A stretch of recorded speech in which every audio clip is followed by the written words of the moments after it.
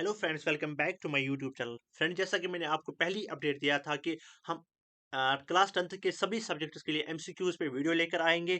और आज हम स्टार्ट करने जा रहे हैं सोशल साइंस से, और आज हमारा एमसीक्यूज पे पहला वीडियो है। तो इस वीडियो को स्टार्ट करने से पहले मैं आपको पहले इंट्रोडक्शन देता हूं, जो कि आपके लिए इंपॉर्टेंट है, वरना आप वीडियो में बहुत कंफ्यूज हो जाओगे कि इसमें क्या किया गया है।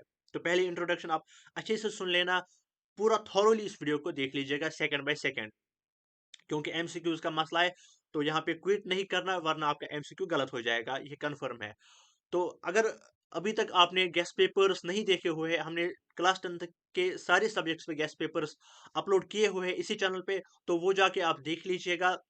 और अ, अगर आपने अभी तक क्लास 10 का व्हाट्सएप ग्रुप ज्वाइन नहीं किया है, तो अभी जाके वो ज्वाइन कर लीजिएगा, जिसकी लिंक आपको पहले डिस्क्रिप्शन में भी मिल जाएगी और पहले कमेंट में भी लिंक में मिलेगी। तो इस वीडियो में हम क्या करने जा रहे हैं, आपके लिए मैंने अपने कलीग को लाया हुआ है। उसको उससे मैंने रिक्वेस्ट ही की कि आप थोड़ा सा टाइम निकाल लीजिएगा इनके लिए। Actually he is an PhD student from Oxford university. तो वो पूरी कोशिश करेगा कि आपको रिवाइज करने की। तो अगर मैं यहाँ पे पहले बता दूं आपको इस वीडियो में क्या होने जा रहा है, दैट इज हम पूरे हिस्ट्री का रिवीजन करेंगे। जो भी आपकी पूरी हिस्ट्री है, पूरी हिस्ट्री का रिवीजन करेंगे, जितने भी चैप्टर्स है आपके, वो खुद आपको रिवाइज करेगा। उसके पास काफ़ी नॉलेज है इसके रिलेटेड, यानी चाहे वो नेशनलिज्म इन इंडिया हो, नेशनलिज्म इन यूरोप हो, या एज ऑफ इंडस्ट्रियलाइजेशन हो, पूरी नॉलेज है उसको इसके रिलेटेड। तो मैंने उससे रिक्वेस्ट की कि आपके लिए थोड़ा सा टाइम निकाले। तो पहले चैप्टर, जो भी इंपॉर्टेंट चैप्टर्स रहते हैं, just like the nationalism in India, nationalism in Europe and age of industrialisation, वो उसी को कवर करेगा।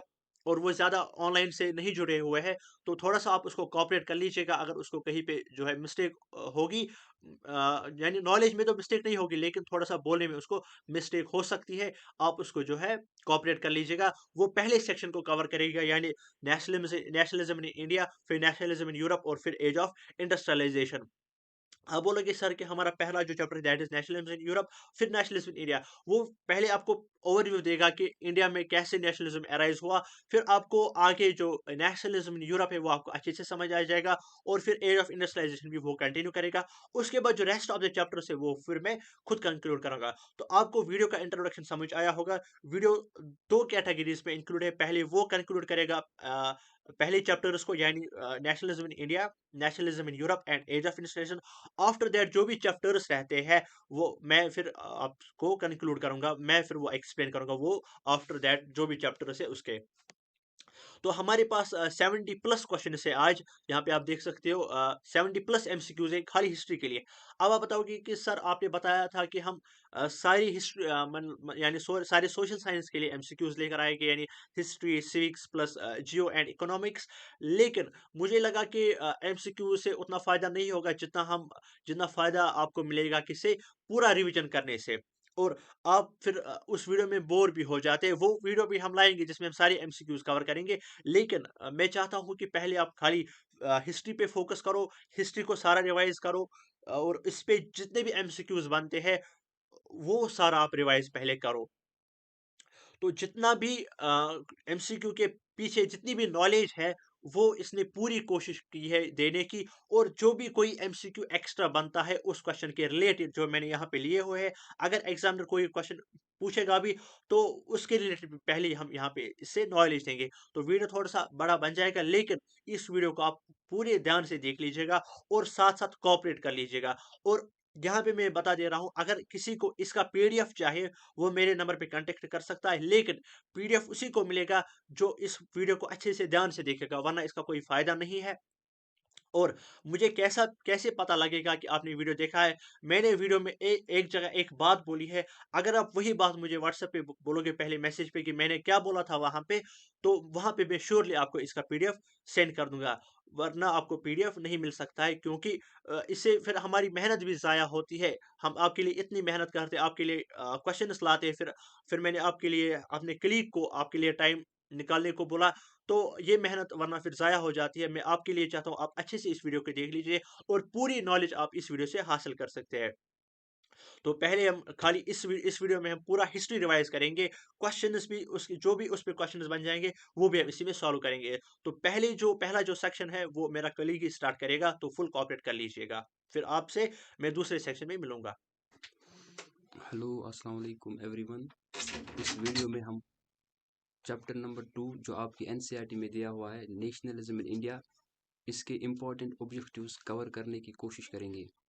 तो पहले हम देखेंगे what is the meaning of nationalism.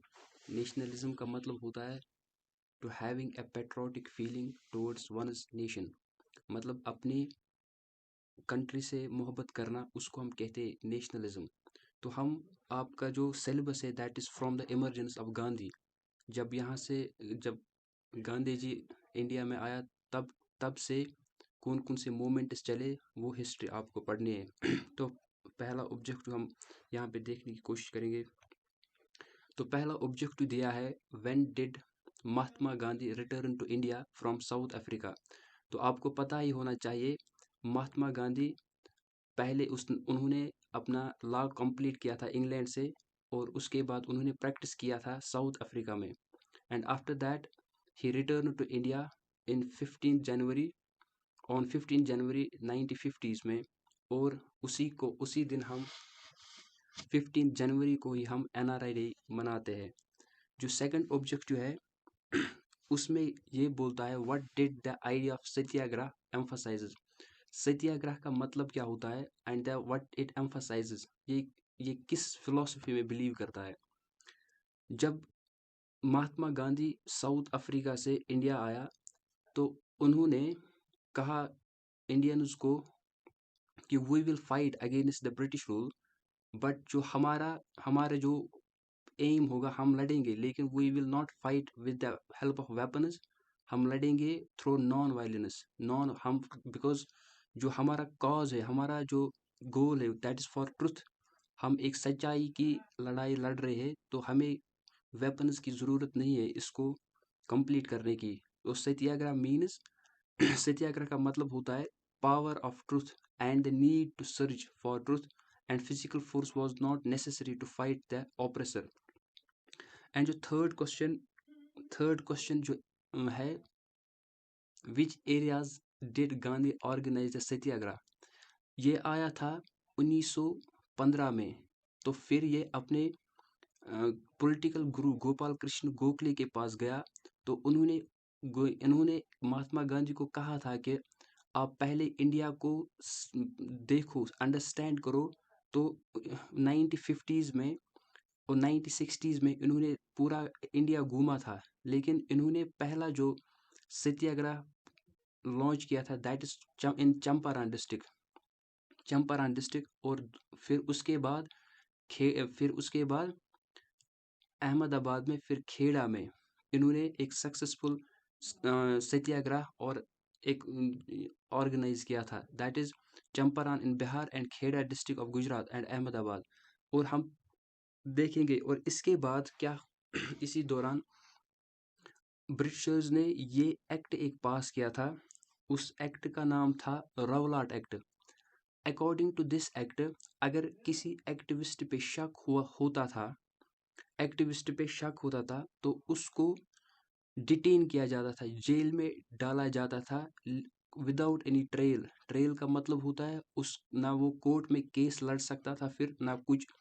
तो उसका मतलब होता है allowed detention of political prisoners without trail for 2 years। और महात्मा गांधी ने इसी रावलाट एक्ट को क्या कहा था, एक ब्लैक एक्ट उसने कहा था।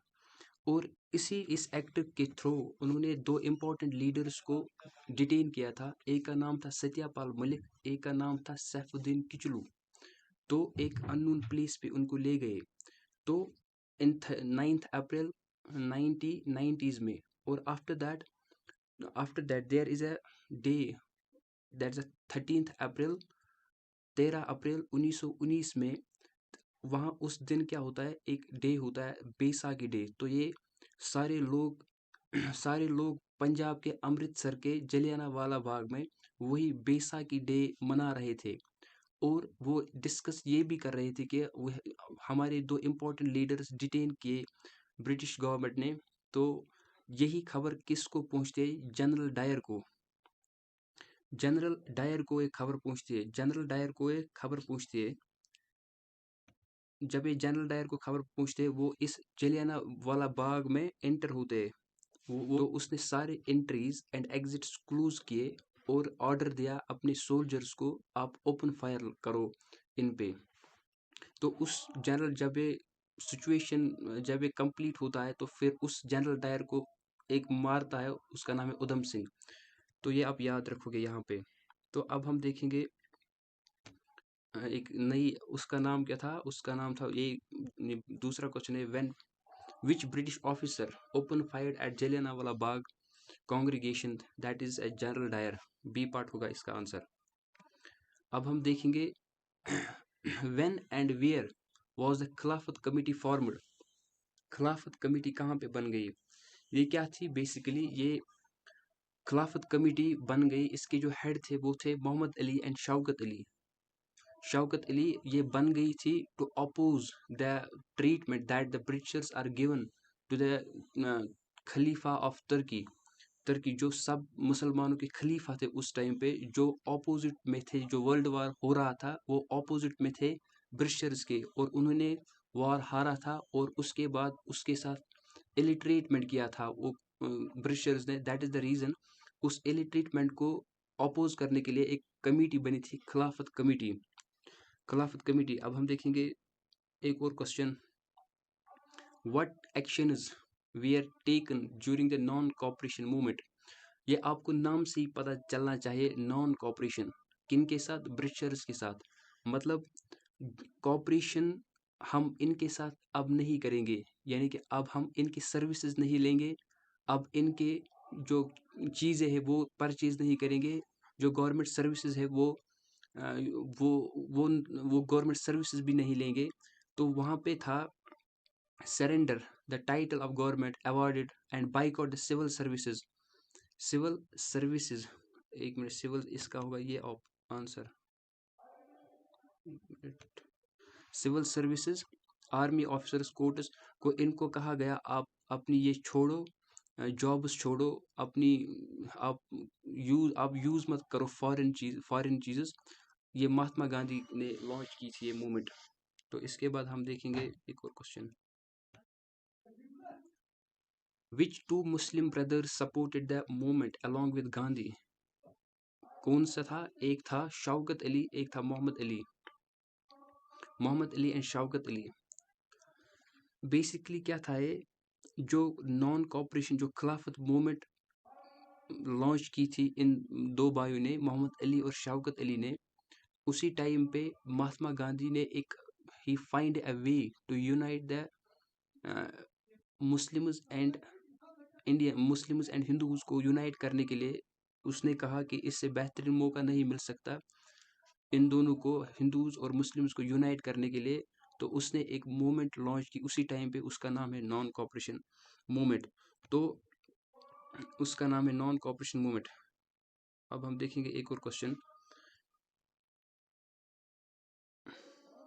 यस, अच्छा, और एक क्वेश्चन है, when was the non cooperation movement halted by Mahatma Gandhi and Y.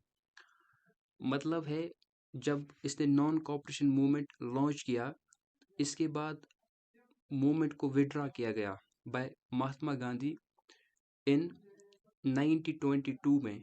क्यों किया गया? बिकॉज महात्मा गांधी की जो कोर फिलॉसफी थी, कोर आइडिया था, वो था हम लड़ेंगे लेकिन हम वायलेंस नहीं करेंगे, हम दंगे नहीं फैलाएंगे, हम फसाद नहीं फैलाएंगे, वी विल डू, जो भी करना है वो हम नॉन वायलेंट तरीके से भी करेंगे। और इसी मूवमेंट के दौरान एक इंसिडेंट हुआ था चौरी चौरा में, जो यूपी में एक जगह है गोरखपुर में। तो वहाँ पे पुलिस में 22 पुलिस मैन वेयर बर्नड, और एक पुलिस स्टेशन को आग लगा दी गई। और जब महात्मा गांधी ने ये सुना तो उन्होंने इस मूवमेंट को विड्रा किया को, इसका मतलब इसका ऑप्शन नंबर सी करेक्ट है। और इसके बाद एक और इम्पॉर्टेंट क्वेश्चन है, why was the Simon commission set up by the Britishers. Simon commission को क्यों सेटअप किया गया? इसका रीज़न यही है कि जब रावलाट एक्ट आया, उसको देखने में वो कितना अच्छी तरीके से काम कर रहा है ग्राउंड लेवल पे, उसी को देखने के लिए साइमन कमीशन को सेटअप किया गया। The Simon commission was look into the functioning of the constitution system in Indian and suggest changes, और कौन कौन से changes हमें उसमें लाने हैं। इसके बाद है कब ये साइमन कमीशन, ये बना था 1927 में, और 1928 में ये अराइव किया गया इंडिया, ये आया इंडिया। और इसमें जो मेंबर्स थे वो सारे के सारे वाइट मेंबर्स थे, इंडियन मेंबर इसमें कोई नहीं था। और due to that reason it faces a very heavy backlash in India. इस जब ये अराइव हो गया, when it reach it India, तो इंडियंस ने इसका स्वागत किया with the help of black flags, और नारे दिए गए go Simon go back, because इसका जो हेड था उसका नाम था sir John Simon, sir John. और इसके जो मेंबर्स थे वो थे 7 मेंबर्स।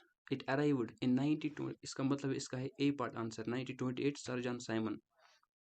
द स्लोगन, इसको हम slogan go Simon go back. और एक और इम्पॉर्टेंट क्वेश्चन है, in 1929 who throw a bomb in the legislative assembly.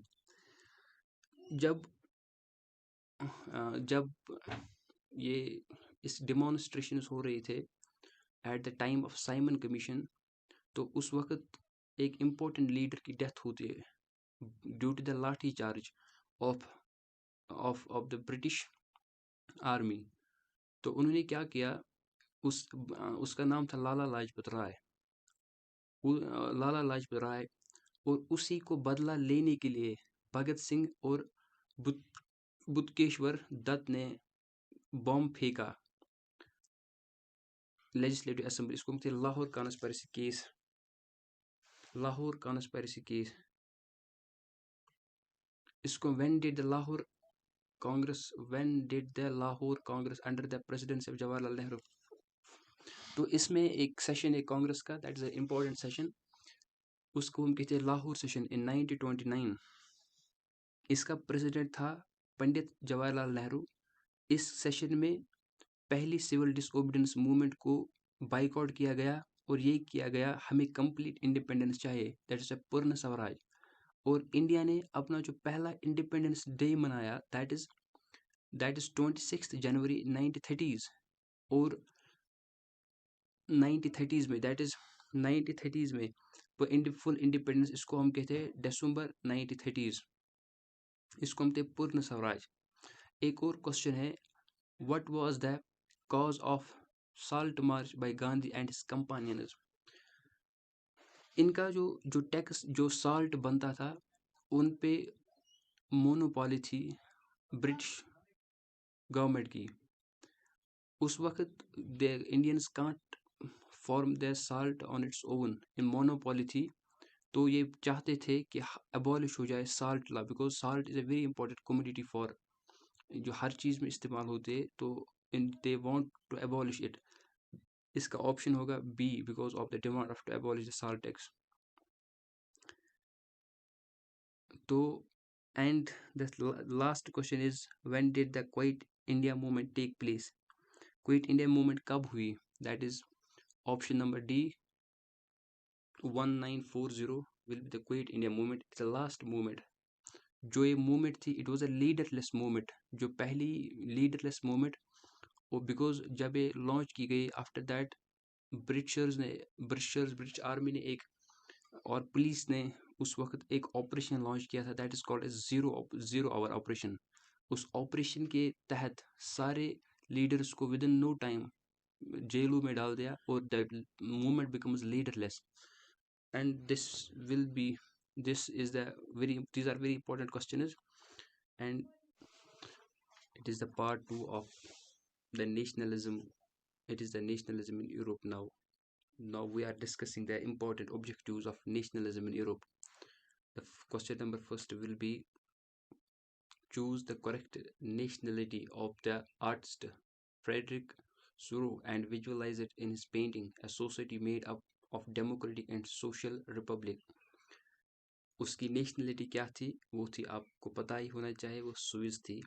और the second objective will be the nationalism कहाँ से इमर्ज हो गया as a force in the late 19th century, means मतलब नेशनलिज्म कहाँ नेशनलिज्म का मतलब क्या होता है, और आपको ये पता ही होगा नेशनलिज्म का मतलब क्या होता है। Patriotism, having a patriotic feeling towards one's nation, इसका मतलब होगा a strong devotion, a strong devotion, devotion means अपने आप को समर्पित करना for one's own country and its history and culture. And the third question will be match up, match the term with the statement is given below. A utopian society is, क्या होती है utopian society? A society under a benevolent monarchy, a society that is unlikely to ever exist, a society under the control of a chosen few wise men, a society under a parliamentary democracy. तो इसका answer जो होगा, आप इसके objectives दिए हैं नीचे, या इसका आंसर ए एंड बी है, बी और सी है, या सेकंड ऑप्शन है, या थर्ड ऑप्शन है। इसका ऑप्शन होगा बी, ये ऑप्शन होगा इसका, that will be the option, that will be the option of this question. Answer this question for this question. Now we will move towards another question. What is the meaning of plebiscite? What is the definition of plebiscite? Plebiscite का मतलब क्या होता है? Plebiscite का मतलब होता है is a direct vote. Direct vote, ये इसका मतलब होता है ये option. A direct plebiscite is a direct vote by which all the citizens,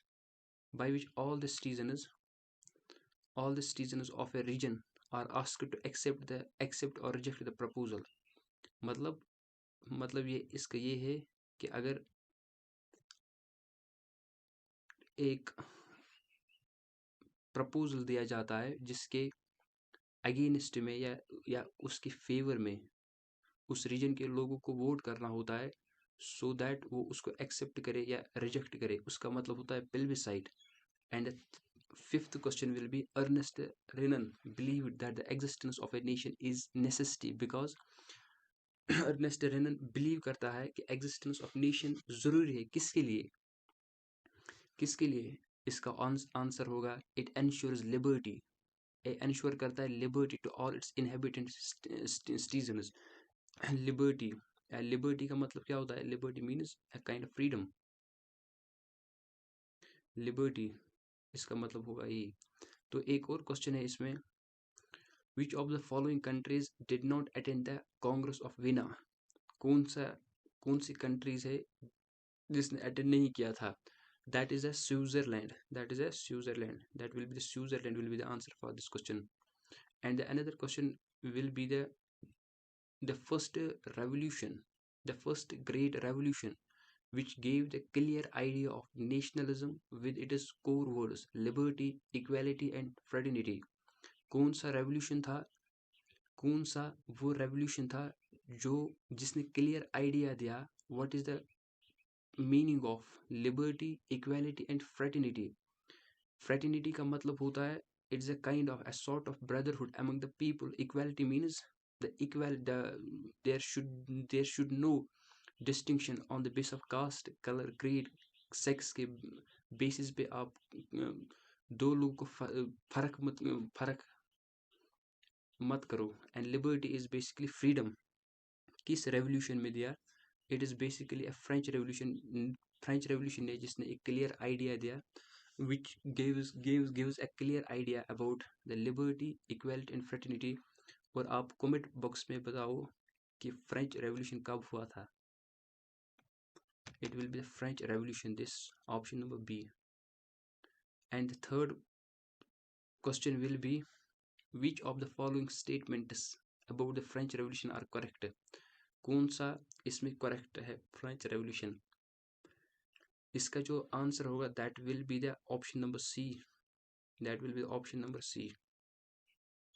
And the third question will be the French Revolution declared that the mission and destiny of the French nation was to liberate the people of European from despotism. तो इसका answer होगा B part, that B part will be the answer of this question. तो French revolution उस वक्त king था वहाँ पे Louis the 16, उसके खिलाफ वहाँ पे बगावत हुई तो because the society was very divided into classes, एक classes और टैक्स उनको देना पड़ता था जो लोअर क्लास हुआ, that is the reason French revolution. तो डिफरेंट रीजंस थे। And what question number 10, the civil code of 804 in France is usually known as, इसको हम थे नेपोलिक कोड, इसको हम थे Napoleonic code, that is the Napoleonic code. And another question will be, and the last question will be, शायद it is the Napoleonic code was exported to which of the following regions, कहाँ पे ये code export किया गया, that is a regions under the French control, region is under the French control, this is a region is under the French control। And the another question will be, who among the following formed the secret society called Young Italy, किसने बनाई थी? आपको पता ही होना चाहिए the unification of Italy में एक crucial role रहा था जोसेफ मैज़नी का। Joseph Mazzini was an Italian revolutionary statesman, activist and journalist. इसका एक बहुत ही इंपॉर्टेंट रोल है in the unification of Italy. तो एक और है इसमें, in the term universal suffrage का मतलब क्या होता है? यूनिवर्सल सफरेज का मतलब होता है जब एक इंसान एडल्ट बन जाता है, उसको हक दे दो वोट का, उसको हम कहते हैं the right to vote for all adults, उसको हम कहते हैं universal adult suffrage. And another thing will be, another question, the treaty recognised Greece as an independent nation, उसको हम कहते हैं ट्रीटी ऑफ कॉन्स्टेंटिनोपल। ये 1832 की ट्रीटी थी जो ग्रीस को रिकॉग्नाइज करते एक इंडिपेंडेंट नेशन। तो इसके बाद हम पढ़ेंगे एक और question, last question, who was the responsible for the unification of Germany? It was Otto von Bismarck, that is called as, इसको हम कहते हैं ऑटो वन बिस्मार्क, जिसने यूनिफिकेशन की जर्मनी की। और आप कमेंट में बताओ who is the Bismarck of India, आप कमेंट में लिख के दे दो, ये बात कवर करने की कोशिश करेंगे। जो भी इम्पोर्टेंट ऑब्जेक्टिव्स इस टॉपिक के रिलेटेड बनते हैं तो हम इस वीडियो में कवर करने की कोशिश करेंगे। The first objective will B, which of the following European managing agency did not control Indian industries, कौन सी थी इनमें? आप क्वेश्चन पॉज कीजिए वीडियो को और खुद आंसर करने की कोशिश कीजिए। इसका आंसर जो होगा वो होगा answer objective number 3rd, that this will be the answer of this question, Indian Industrial and Commerce Congress, ये इसका आंसर होगा। And another objective will be, why did Manchester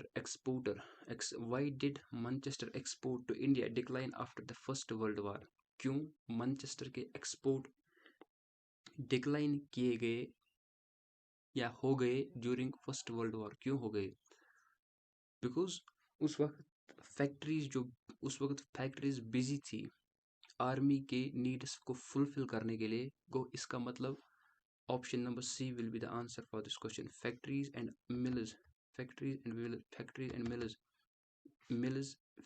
mills we are busy to produce goods to fulfil the need of army.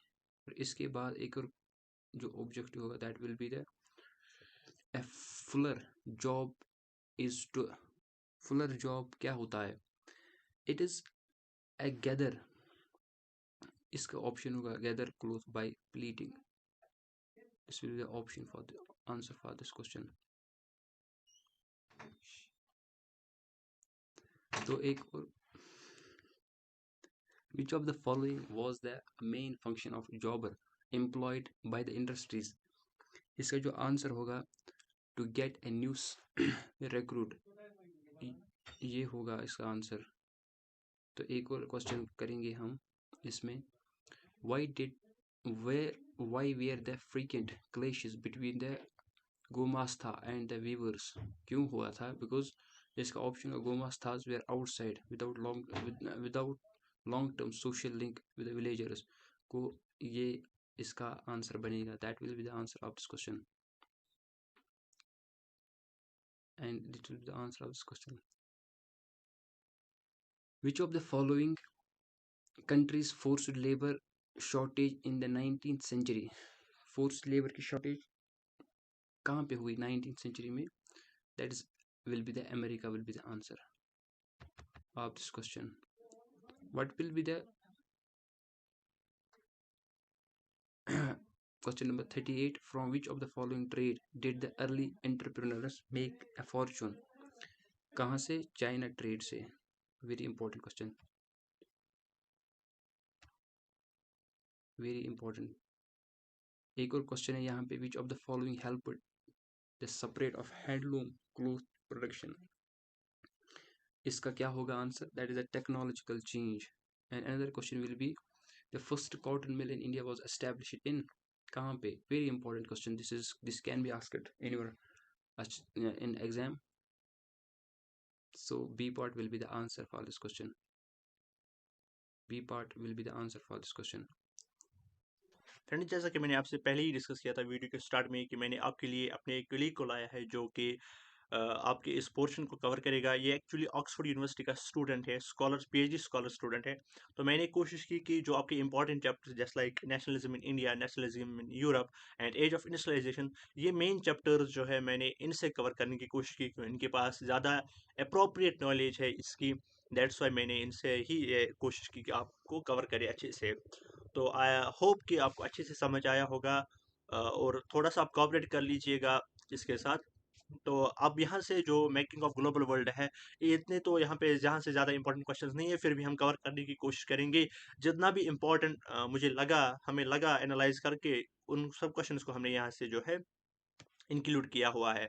तो यहाँ पे हमारे पास एक question बनता है चैप्टर से, that is reason for decline of cotton textile export from India to Britain in early 19th century. यानी उस टाइम क्या रीजन रहा to decline the cotton textile export from India to Britain in early of 19th century. तो इसका जो direct option है यहाँ पे, क्योंकि हम यहाँ से मैंने बताया था कि इंपॉर्टेंट क्वेश्चन नहीं आ सकते, जस्ट आप ऑप्शन यहाँ पे देख लीजिएगा.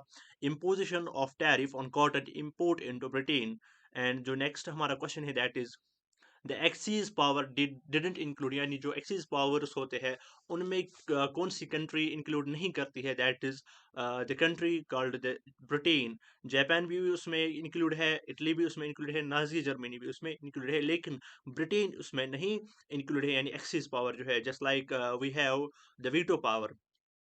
एंड जो हमारा नेक्स्ट क्वेश्चन है that is people livelihood and local economy of which one of the following was badly affected by the disease named rinderpest. यानी जो रिंडरपेस्ट डिजीज थी वो किस मुल्क में ज़्यादा हुई थी और इकोनॉमी और लिवलीहुड में किस कंट्री पे ज़्यादा इम्पैक्ट हुआ था. तो जो डायरेक्ट आपने सुना भी होगा ये, दैट इज़ द अफ्रीका, यानी साउथ अफ्रीका पे ज़्यादा ये इफेक्ट हुआ था. तो यहाँ पे आप कोशिश करोगे कि इन क्वेश्चंस को आप ज़्यादा से ज़्यादा ज़ुबानी रखने की, याद रखने की कोशिश करोगे. इसके बाद जो हमारा नेक्स्ट क्वेश्चन है that is which one of the following places was an important destination for indentured migrants. That कौन सी जगह है, that is Caribbean island. This is not important but मैंने इंक्लूड किया ताकि आपको रिवाइज हो जाए, आपने चैप्टर्स पढ़े होंगे. And the next question is हमारे पास जो है the group of powers collectivity known as axis power during the second world war were. यानी अभी जो मैंने डिस्कस किया था, अभी भी एक क्वेश्चन था इस पे, एक्सिस पावर्स पे. एक और क्वेश्चन है इस पे, तो इस पे क्वेश्चन पूछा जा सकता है एमसीक्यू. दैट इज इसमें कौन सी कंट्री इंक्लूड करती है, that is Germany, Italy and Japan. तो जापान इसमें है. तो यहाँ पे आप कंफर्म कर लोगे कि कौन कौन सी कंट्री है. कंट्री यहाँ पे जापान, इटली और नाजी जर्मनी. इससे ये क्वेश्चन आप सॉल्व कर सकते हो. ऑस्ट्रिया तो नहीं है. तो डायरेक्ट ऑप्शन जो आपका बनता है that is the option number A, Germany, Italy and Japan, क्योंकि टर्की भी नहीं है, फ्रांस भी नहीं है एंड ऑस्ट्रिया भी नहीं है. इसके बाद जो हमारा नेक्स्ट इंपॉर्टेंट चैप्टर रहता है that is print culture and print media. इसका जो पहला क्वेश्चन हमारे पास है that is who was Marco Polo. यानी मार्को पोलो कौन था? वो एक इटालियन ट्रैवलर, या हम इसको बोलते हैं एक्सप्लोरर. यानी जैसे हमारे पास इस ज़माने में भी है एक्सप्लोरर, यानी जो जगहों को या सिटीज़ या जो हमारे पास ओल्ड प्लेसेस होती है उनको एक्सप्लोर करता है, उसको हम बोलते हैं एक्सप्लोरर. तो मार्को पोलो भी ऐसा ही था, वो एक Indian, sorry, Italian traveller x, या हम इसको बोलते हैं एक्सप्लोरर था. इसके बाद जो हमारा नेक्स्ट क्वेश्चन है हमारे पास दैट इज बंगाल गैजेट. ये क्या था बंगाल गैजेट? तो बंगाल गैजेट यहाँ पे डायरेक्टली आप ऑप्शन देख सकते हो. It was an weekly English magazine edited by James Hicky from 7080 1780 described as commercial paper open to all, influence by none, यानी इसको किसी ने भी इन्फ्लुएंस नहीं किया था। और ये एक वीकली इंग्लिश मैगजीन था जिसको एडिट किया था जेम्स हिकी ने, कब 1780 में, 1780 में। और ये कमर्शियल पेपर था सबके लिए, लेकिन इसको इन्फ्लुएंस नहीं किया हुआ था किसी ने भी, influenced by none. And the next question जो हमारे पास है that is which problem has been raised in Gulamgiri. तो इसमें कौन सी प्रॉब्लम रेज की गई, जो जो बुक है हमारे पास एक गुलामगिरी, इसमें कौन सा इशू रेज किया गया है, कौन सी प्रॉब्लम रेज की गई है। तो वो है that is the injustice of caste system. तो विडो इमोलेशन नहीं था, the miserable lives of upper caste Hindu women. तो यहाँ से ऐसे भी क्वेश्चन पूछा जा सकता है, which problem has not been raised. तो यहाँ पे आप इन क्वेश्चन, इन ऑप्शंस को भी माइंड में रख लीजिएगा। तो ये ऑप्शंस भी आ सकते हैं, यानी यहाँ पे क्या हो सकता है, which problem has not been raised in Gulamgiri. Gulamgiri एक बुक है। तो the earliest kind of print technology was developed in, यानी अर्लीस्ट पहली प्रिंट टेक्नोलॉजी किस कंट्री में डेवलप की गई थी, that is the China, Japan and Korea is the correct option for this question. इसके बाद जो हमारा नेक्स्ट क्वेश्चन है that is question number 50, who wrote about injustice of caste system in Gulamgiri. तो कास्ट सिस्टम के रिलेटेड किसने लिखा था गुलामगिरी में, दैट इज जोइतबा फूली, इसने इसको रेज किया था, इस वाले इनजस्टिस को, यानी कास्ट सिस्टम को गुलामगिरी में, जो मैंने बुक बताया था अभी, उसको किसने रेज किया हुआ था, जोइतबा फूली। इसके बाद जो हमारा नेक्स्ट क्वेश्चन है that is question number 51, the Bengal gazette was edited by. यहाँ पे आप मुझे इस क्वेश्चन का आंसर बताओगे तभी, जब आप मुझे इस क्वेश्चन का आंसर कमेंट में नीचे बताओगे तभी आपको अ, इस वीडियो के इस वीडियो के इन क्वेश्चंस का पीडीएफ मिलेगा, जब आप मुझे इस कमेंट में इस क्वेश्चन का कमेंट में आंसर बताओगे, और तभी आपको इसका पीडीएफ मिलेगा। मैंने जैसे जैसे कि मैंने अब पहले ही बोला था वीडियो के स्टार्टिंग में ही, कि मैं आपको वीडियो के दौरान एक आपको क्वेश्चन दूंगा जिसको आपको कमेंट में बताना होगा आंसर, और आपको यही लिखना है कि सर क्वेश्चन नंबर 51 का आंसर सी है। तो मुझे फिर पता चल जाएगा कि आपने ये वीडियो देखा है, पूरा देखा है, क्योंकि इससे क्या होगा, मुझे इसमें कोई मतलब ज़्यादा फ़ायदा तो नहीं है। तो इसमें आपका ही फ़ायदा है, जितना आप वीडियो अच्छे से देखोगे आपका रिवाइज़ भी होगा। जैसा कि मैंने आपको वीडियो में पहले ही भी बोला बोला था कि हम इसको पूरा भी कवर करते हैं, history plus civics plus Jio plus economics, but आप फिर बोर हो जाते हैं एक ही वीडियो में। तो दैट्स वाई मैंने कोशिश की कि हम पहले हिस्ट्री को कवर करेंगे, ताकि आपको खाली हिस्ट्री का रिवाइज हो और आपको ज़्यादा फोकस और सब्जेक्ट्स पे ना करना पड़े। That's why we try to complete full history in this video. और हम डायरेक्ट आंसर्स भी लिख सकते थे, लेकिन मुझे लगा कि थोड़ा सा रिवाइज भी होना चाहिए। दैट्स वाई कि मैंने अपने कलीग को इन्वाइट किया थोड़ा सा आपको टाइम देने के लिए।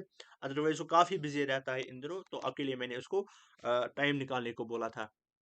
तो इसका आप इस क्वेश्चन का आंसर यहाँ से भी आप कंपेयर कर सकते हो, जो कि क्वेश्चन नंबर क्या था, यहाँ पे ऊपर था question number, that is Bengal gazette was a weekly magazine edited by James Hicky. तो यहाँ पे ये सेम क्वेश्चन है, that is the Bengal gazette was edited by, that is James Augustus Hicky, जो कि मैं ऊपर ही आपको क्वेश्चन देखने को मिलेगा। The next question is the term calligraph means. तो कैलीग्राफ आपको पता ही होता है, आप में से काफी ऐसे ब्रिलियंट स्टूडेंट्स भी होंगे जो कि कैलीग्राफी करते भी होंगे। तो कैलीग्राफी क्या होता है, the art of beautiful and stylised writing, यानी एक आर्ट ऑफ होता है राइटिंग और ब्यूटीफुल स्टाइलाइज्ड के तौर पर जो हम राइटिंग करते हैं, किसी के पास कला होती है कि उसके पास लिखने की क्षमता ऐसी होती है कि लोग उससे इम्प्रेस हो जाते हैं उसकी कैलीग्राफी से। तो कैलीग्राफी की मीनिंग आती है उसमें से। तो एक और क्वेश्चन जो हमारे पास है, which one of the following refers to print revolution, यानी इसमें से कौन सा ऐसा ऑप्शन है जो कि प्रिंट रेवोल्यूशन को रेफर करता है। That is the option number B, shift from hand printing to mechanical printing, यानी इसी यहाँ पे हमें देखना है कि प्रिंट का रेवोल्यूशन कैसे हुआ, जब हम शिफ्ट हुए किससे, प्रिंट हैंड प्रिंटिंग और मैकेनिकल प्रिंटिंग, यानी हैंड प्रिंटिंग और मैकेनिकल प्रिंटिंग हुए कहाँ से, यानी हम शिफ्ट हुए कहाँ से, hand printing to mechanical printing. इसके बाद नेक्स्ट क्वेश्चन हमारे पास है, the first to use wood block printing in Europe were. तो कहाँ पे हुई थी, यूरोप में से कहाँ पे हुई थी कि वुड ब्लॉक प्रिंटिंग कहाँ पे हुई थी यूरोप में से, first that is the Spaniards, the Spaniards. इसका ऑप्शन जो है ऑप्शन नंबर बी। इसके बाद जो नेक्स्ट क्वेश्चन है, that is at which of the following places a children's press was set up in 1857। That is the option number C, that is the France. That is the answer of this question. इसके बाद last chapter है जो कि है जेके J&K on the path of modernization. This is much more important as far as MCQs is concerned of your examination. तो यहाँ पे आप डायरेक्ट ऐसे आपके क्वेश्चंस आते हैं, कुछ फिल इन द ब्लैंक्स भी क्वेश्चंस आते हैं, दैट्स मैंने इसको वैसे ही लिया हुआ है जैसे आपके एग्जाम से पूछे जाते हैं. First phase of post independence era from 1947 to 1965, एंड उसका सेकंड फेज था 1965 टू 89 1982. थर्ड फेज था 5 अगस्त 2019, जो कि सबों को याद है, आज की जनरेशन को. हमें तो ये including me and including you, आपको तो ये वक्त याद नहीं होगा, ओब्वियसली ये वक्त भी याद नहीं होगा, लेकिन आप और मैं दोनों जो हम एक ही जनरेशन के लोग हैं, तो हमें पता होगा कि यहाँ थर्ड फेज इस दिन क्या हुआ था, 15 अगस्त 2009. तो आप मुझे नीचे कमेंट बॉक्स में ज़रूर बता देना कि इस दिन क्या हुआ था. Instrument of accession was signed on, that is 26th October 1947. This question was exactly this question was asked in JKSSB exam जो हुआ था recently constables के लिए, ये वहाँ पे ये question पूछा गया था. After the accession of Jammu and Kashmir to the dominion of India, Maharaja Hari Singh, under the direction of Prime Minister Jawaharlal Nehru, appointed as Sheikh Mohammed Abdullah as the head of emergency administration on October 30th 1947. तो यहाँ पे ये directly एक question पूछा गया था, 2023 में ये क्वेश्चन पूछा गया था प्राइवेट एग्जाम में. इसके बाद जो हमारे पास नेक्स्ट स्लाइड है, यहाँ पे मैंने पूरी कोशिश की, यहाँ पे आप देख सकते हो, these are 55 questions and these are 5 हो गए 60 and these are 11 questions total. तो अप्रॉक्सीमेटली 60 टू 70 क्वेश्चन मैंने इसमें कवर करने की कोशिश की है. और जो पहला पोर्शन था इस वीडियो का, just like the nationalism in India, nationalism in Europe and the age of industrialisation, उसको हमने पूरा जो है रिवाइज भी किया उन चैप्टर्स को, और उसको आप कोऑपरेट भी कर लेना, और ज़रूर इस वीडियो को एग्जाम से पहले ज़रूर देख लेना. On 5th March 1948, Sheikh Abdullah was appointed as a prime minister of J&K with council of ministers. यानी कब शेख मोहम्मद अब्दुल्ला अपॉइंट किए गए थे prime minister of J&K, that is on 5th March 1948. In June 1949, Maharaja Hari Singh abdicated powers in favor of son Yuvraj Karan Singh. He left for Bombay and never returned till his death in 1961. Karan Singh became the first Sadri Riyasat of the state in 1952. इसको आप गौर से देख लीजिएगा और इसको अपने mind में पूरा सेट कर लीजिएगा. ये क्वेश्चन इस साल आ सकता है, ये वाला fill in the blanks. Karan Singh became the first Sadar Riyasat of the state in 1952. In 1952, और इस दौरान क्या हुआ था इसी साल में, डोगरा's hereditary position was abolished completely and replaced by constitutional head known as Sadri Riyasat. Sadri Riyasat was elected by constitutional assembly of for 5 years. यानी उस टाइम इस सदरी रियासत को इलेक्ट किया गया था कॉन्स्टिट्यूशन असेंबली ने फॉर 5 years. ये जो क्वेश्चन नंबर 11 है, ये क्वेश्चन भी पूछा गया था JKSSB के कांस्टेबल एग्जाम्स में से, जो रिसेंटली हुआ था इसी मंथ में. Naya Kashmir manifesto was given on 29th September 1944 in Sopore workers union by BPLBD. तो ये क्वेश्चन पूछा गया था JKSSB के एग्जाम में. और क्वेश्चन नंबर जो हमारे पास है, क्वेश्चन नंबर 6, ये भी पूछा गया था.